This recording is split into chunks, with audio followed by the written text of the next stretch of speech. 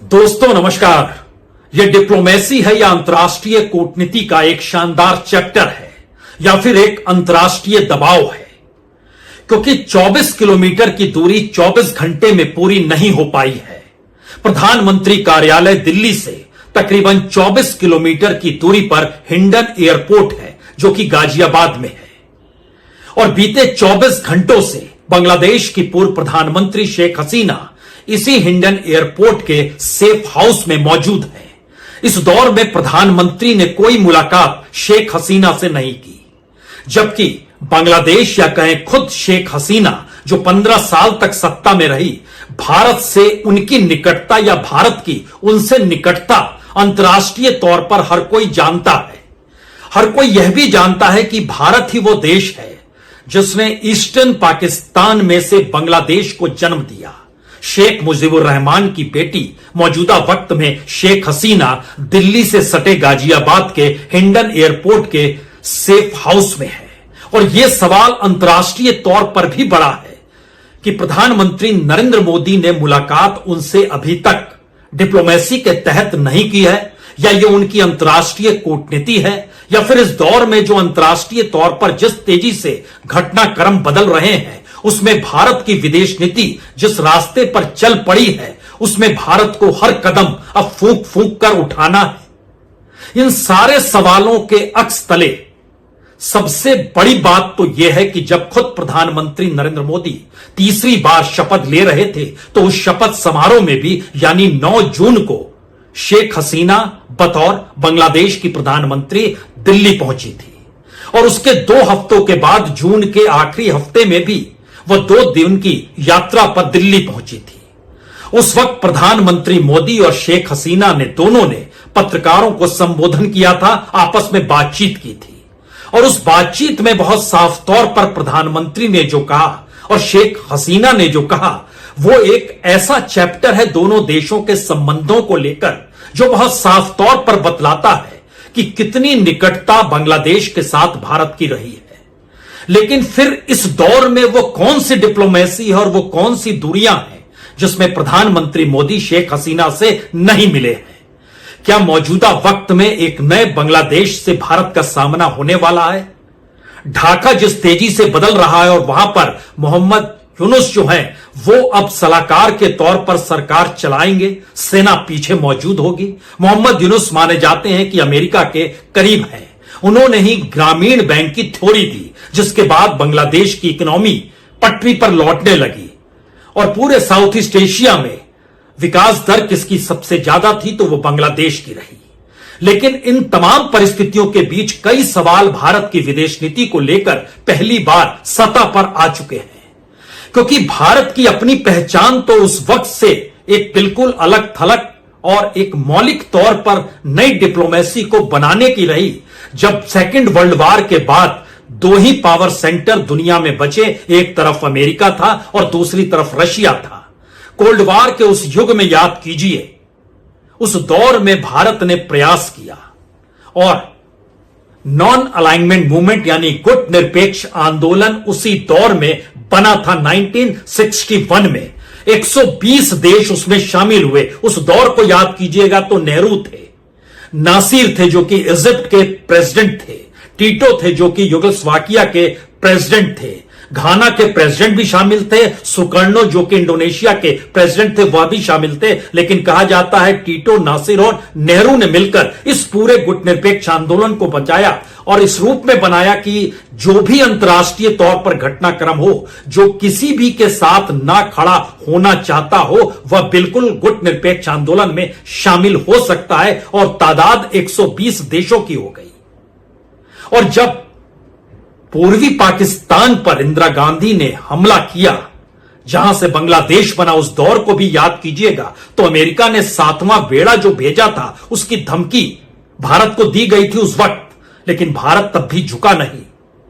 तो क्या इस मौजूदा वक्त की डिप्लोमेसी इस बात की इजाजत नहीं देती है कि प्रधानमंत्री मोदी मुलाकात भी करें, या फिर इस दौर की परिस्थितियां अंतर्राष्ट्रीय तौर पर इतनी विकट है कि भारत उसमें सिर्फ टकटकी लगाकर देख रहा है?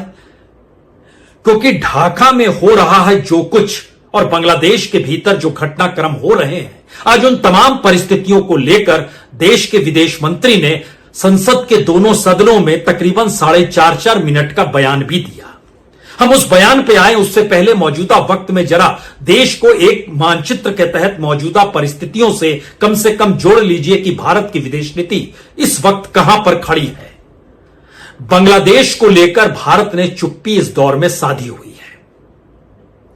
इसके ठीक प्रक्रिया के समानांतर अगर चलिएगा तो अफगानिस्तान के भीतर जिस तरीके से वहां पर जब नाटो की मौजूदगी थी तो भारत ने कितना वहां इन्वेस्टमेंट किया, और जब अमेरिका वहां से चला गया तो वहां पर भारत का कितना इन्वेस्टमेंट डूब गया, और तालिबान के आने के बाद उसके अपने झुकाव कैसे चाइना के तरफ चले गए या कैसे रशिया और ईरान की तरफ चले गए, यह किसी से छुपा हुआ नहीं है। और भारत के इर्द गिर्द अगर तमाम देशों को आप परखना शुरू करें तो मालदीव में तो चुनाव ही हो जाता है भारत के मुद्दे को लेकर, और वहां पर जो भारत को मुद्दा बनाता है वह वहां पर चुनाव जीत जाता है। नेपाल के भीतर जब संविधान का सवाल आया था और संविधान जब बन रहा था उस वक्त भी विदेश नीति के तहत नेपाल के संविधान को लेकर की गई भारत की टिप्पणी ने वहां पर बवाल मचा दिया, और उसके बाद एक दूरी बनती चली गई, और इस वक्त नेपाल भी चीन के साथ खड़ा है।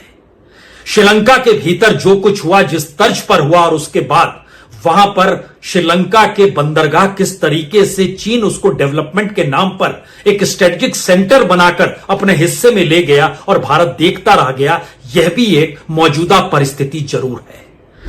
चाहे मालदीव हो, चाहे श्रीलंका हो, या मौजूदा वक्त में बांग्लादेश हो या नेपाल हो, या इन दोनों की परिस्थितियों के साथ रोहिंग्या के मामले के मद्देनजर चीजें जब उलझी तो म्यांमार भी किस तरीके से किस पक्ष में खड़ा हुआ, यह भी बताने की जरूरत है नहीं।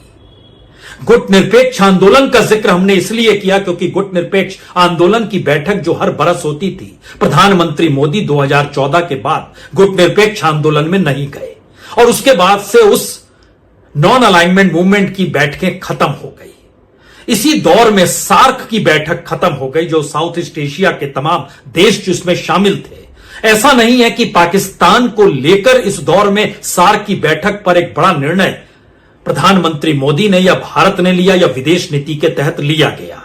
अटल बिहारी वाजपेयी के दौर में करगिल और उस दौर में न्यूक्लियर वार तक की परिस्थितियां तो चिताई जा रही थी, लेकिन उस दौर में भी सार्क की बैठक रुकी नहीं, क्योंकि आपस में जुड़कर एक दबाव उन महाशक्तियों के खिलाफ खड़े होने की परिस्थितियों को पैदा करता है जिसका अगुवा भारत रहा है। और मौजूदा वक्त में अगर यह भी समझे कि जब सार्क की बैठक नहीं हुई, गुट निरपेक्ष नहीं हुआ, उस दौर में भारत की विदेश नीति नाटो देशों के बेहद करीब रही, और यह भी माना जाता रहा जब ट्रंप राष्ट्रपति बने तो यह भी माना जाता रहा कि भारत की निकटता अमेरिका के साथ हद से ज्यादा हो गई है, और लगता ऐसे है कि जैसे वह नाटो देश में ही तब्दील हो चला है। और इस दौर में जब यूक्रेन और रशिया का युद्ध हुआ तो भारत के सामने विकट परिस्थिति थी, लेकिन बावजूद इसके भारत ने अपने देश के हितों को समझा, और जो सुविधाएं रशिया से मिल रही थी, खासतौर से कच्चे तेल को लेकर जो वह 30% बाजार में कम कीमत पर दे रहा था, उससे भारत की इकोनॉमी बहुत संभली भी, जिसका जिक्र खुद प्रधानमंत्री ने किया है। लेकिन अगला सवाल कोई भी पूछ सकता है कि भारत के लोगों को उस सस्ते तेल का लाभ क्यों नहीं मिला, और अंतर्राष्ट्रीय बाजार में जो कीमत घटी भी उसका भी लाभ भारत की इकोनॉमी के साथ लोगों को क्यों नहीं मिला। और इकोनॉमी का मतलब कहीं ऐसा तो नहीं कि अपने राजनीतिक सुविधाओं के मद्देनजर अंतर्राष्ट्रीय बाजार से आप पैसा लेते चले गए। यानी यूक्रेन और रशिया में भी खुद प्रधानमंत्री मोदी ने जब इस बात का जिक्र किया कि युद्ध से कोई रास्ता निकलता नहीं है तो उनकी पीठ ठोकी गई, लेकिन एक तरफ G7 की बैठक में यूक्रेन के साथ गलबहियां और यूक्रेन के उलट इस दौर में रशिया के साथ गलबहियां डालने की सोच ने भी अंतर्राष्ट्रीय तौर पर बहुत सारे सवाल भारत की विदेश नीति और डिप्लोमेसी को लेकर खड़े जरूर कर दिए।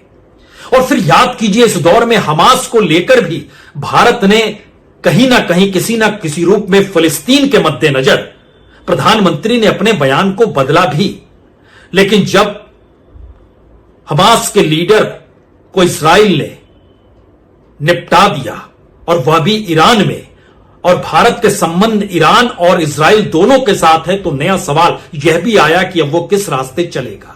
यानी अंतर्राष्ट्रीय परिप्रेक्ष्य में भारत की स्थिति और इससे हटकर अगर आप दूसरी तरफ देखें तो अमेरिका और चीन के बीच व्यापारिक प्रतिस्पर्धा के साथ साथ सामरिक परिस्थितियों की भी प्रतिस्पर्धा सामने आने लगी। और एक नया सवाल यह भी आ गया कि अब बांग्लादेश स्ट्रेटेजिकली अमेरिका के लिए एक ऐसा देश है जहां पर वह अपने अनुकूल एक स्टेशन बना सकता है। यानी अमेरिका के साथ खड़े मोहम्मद यूनुस अपने तौर पर वहां पर इस दौर में सरकार की कमान संभालेंगे और इस पूरे इलाके में निगरानी रखने के लिए अमेरिका क्या इन चीजों को डिस्टर्ब कर रहा है, या फिर चाइना दूसरी तरफ जितने बड़े लोन से बांग्लादेश को अपने हथेली पर नचा रहा था और धीरे धीरे उसे लगने लगा कि वह बांग्लादेश भारत के करीब जा रहा है, तो उसने एक झटके में वहां की परिस्थितियां पाकिस्तान के जरिए और जिसका जिक्र आईएसआई के जरिए हो रहा है उसके मार्फत ही बदलनी शुरू कर दी। और बांग्लादेश के भीतर जो कुछ हुआ, जिस रूप में हुआ, वह तमाम सवाल हैं, क्योंकि बांग्लादेश के भीतर तो यह भी बात है कि भारत की पहुंच पकड़ बांग्लादेश को लेकर बहुत रही। और खुद शेख हसीना ने जब ढाका से उड़ान भरी तो उस समय भारत के जहाज राफेल क्या मदद कर रहे थे या सुरक्षा दायरे में अगरतला तक लेकर आए और उसके बाद उड़ान भरकर हिंडन एयरपोर्ट तक पहुंची। लेकिन इन सवालों के बीच बड़ा सवाल तो यह है कि भारत की डिप्लोमेसी इस दौर में किस रास्ते है और विदेश नीति क्या मौजूदा वक्त में भारत को अंतर्राष्ट्रीय दबाव के दायरे में खड़ा कर चुकी है। इन सवालों को आर्थिक और डिप्लोमेटिक तरीके से चीजों को परखने से पहले आज पार्लियामेंट में जब देश के विदेश मंत्री जिन बात का जिक्र कर रहे थे वो सुनिए पहले। India Bangladesh relations have been exceptionally close for many decades over many governments. Concern about recent violence and instability there is shared across the political spectrum. On 5th August, demonstrators converged in Dhaka despite the curfew. Our understanding is that after a meeting with leaders of the security establishment, Prime Minister Sheikh Hasina apparently made the decision to resign. At very short notice, she requested approval to come for the moment to India. We simultaneously received a request for flight clearance from Bangladesh authorities. She arrived yesterday evening in Delhi. We are in close and continuous touch with the Indian community in Bangladesh through our diplomatic missions. In terms of our diplomatic presence, in addition to the High Commission in Dhaka, we have Assistant High Commissions in Chittagong, Rajshahi, Khulna and Sylhet. It is our expectation that the host government will provide the required security protection for these establishments. विदेश मंत्री का वक्तव्य या उसके नब्ज को अगर आप पकड़िए तो बहुत साफ है कि भारत के लिए यह एक अचानक ऐसी घटना हुई जो सबसे बड़े झटके के तौर पर है, विदेश नीति के मद्देनजर, डिप्लोमेसी के मद्देनजर और पड़ोसी देशों से संबंधों के मद्देनजर भी। 15 बरस की शेख हसीना की सत्ता के दौर में भारत ने कभी भी शेख हसीना या उनकी पार्टी अवामी लीग से हटकर किसी दूसरी पॉलिटिकल पार्टी, किसी दूसरे नेता को कभी कोई तरजीह नहीं दी। खालिदा जिया जब उनकी सत्ता रही तो भी भारत के संबंधों को लेकर कई सवाल उस दौर में उठते रहे और अब खालिदा जिया जेल से रिहा हो रही हैं। 2018 में उन पे करप्शन के चार्ज लगे थे और अब मौजूदा वक्त में जेल से रिहाई के आदेश हो चले हैं। तो सवाल है कि बांग्लादेश की मौजूदा स्थिति जो कर्ज में डूबी हुई है, वहां की आर्थिक परिस्थितियां डामाडोल है और इसी वजह से लोगों के भीतर का असंतोष जो पनपा उसको शायद विदेशी ताकतों ने या फिर रणनीति और कूटनीति के आश्रय भारत के सबसे करीबी और स्ट्रेटेजिक पड़ोसी को भी अब भारत के हाथों से छीन लिया। और जो शेख हसीना हिंडन एयरपोर्ट के सेफ हाउस में है, यहां से वो उड़ान भर के क्या अमेरिका चली जाएंगी, क्योंकि अमेरिका स्ट्रेटेजिकली चाहेगा कि उसके अनुकूल रहे और जब बांग्लादेश की परिस्थितियां लगेंगी कि उससे हटकर है तब वो शेख हसीना को दोबारा वहां लाकर रख दे। ये हो सकता है। या फिर चीन जिस तरीके से कर्ज दिए हुए है उसका एक आंकड़ा यह भी समझिए कि 2016 में बांग्लादेश ने तकरीबन $1 बिलियन चीन से कर्ज लिया था, जो 2022 में बढ़ते बढ़ते 6 बिलियन हो गया। 2023 के साल में $1.1 बिलियन और लिया गया और 2024 में वो $5 बिलियन और मांग रहा था बांग्लादेश, जिसपे सिर्फ $1 बिलियन देने पर चीन राजी हुआ। मसला इतना ही भर नहीं है। दरअसल बांग्लादेश में चीन ने जो अपने तौर पर जितना लोन दे रखा है वो तकरीबन $5 बिलियन का है, और उसके अलावे कर्ज लेकर कर्ज चुकाने की परिस्थिति में बांग्लादेश फंस चुका था। उसको महंगाई से सामना करना था, उसको अपने फॉरेन रिजर्व के जरिए जो एक्सपोर्ट इंपोर्ट में जो पैसा देना होता है उसको वहां पर चुकता करना था, जीडीपी ठीक करनी थी। इसीलिए आईएमएफ के साथ जब उसकी बैठक हुई जो इसी बरस शुरू में हुई, उसमें उसने लगभग $4.7 बिलियन की मांग की और सहमति बनी सिर्फ $1.4 बिलियन पे। और इन सब के बीच अगर देखिए तो चाइना ने जो इन्वेस्टमेंट कर रखा है बांग्लादेश के भीतर वो तकरीबन 60,000 करोड़ का है, लेकिन चीन की कंपनियों को जो कॉन्ट्रैक्ट बांग्लादेश में मिले हुए हैं वो तकरीबन $22.94 बिलियन के हैं। यानी अगर इसको रुपए में तब्दील कीजिएगा तो ये लगभग 2 लाख करोड़ के करीब के हैं। और चाइना जो एक्सपोर्ट करता है बांग्लादेश में वह भी तकरीबन 1,92,000 करोड़ का करता है, और जो बांग्लादेश से सामान चाइना जाता है वह सिर्फ 5,681 करोड़ का है। यानी कर्ज में डूबे हुए वह भी चीन से कर्ज लेकर, आईएमएफ और वर्ल्ड बैंक तो दूसरी तरफ है। तो नई सरकार जिन चुनौतियों से सामना करेगी उसमें चीन उसके सामने एक बड़े प्लेयर के तौर पर होगा। भारत के साथ उसके संबंध या भारत के साथ उसके रिश्ते वो सिर्फ और सिर्फ व्यापार के हिसाब से नहीं रहे या डिप्लोमेटिक नहीं रहे।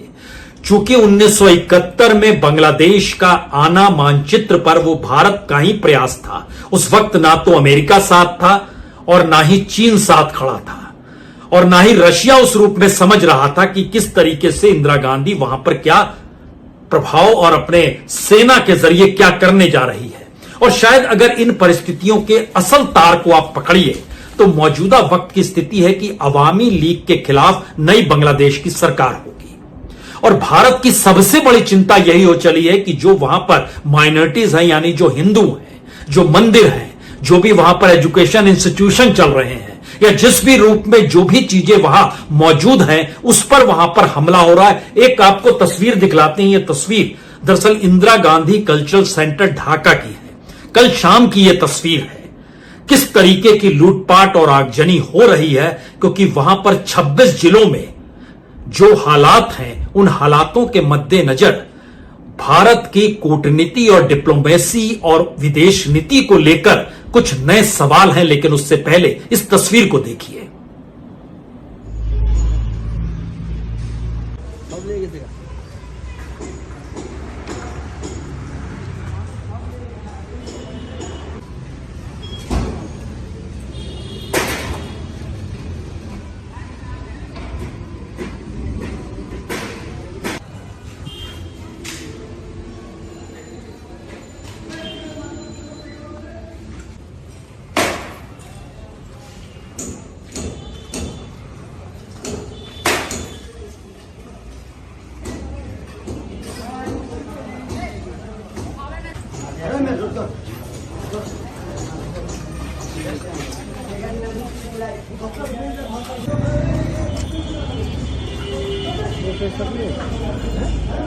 Gracias.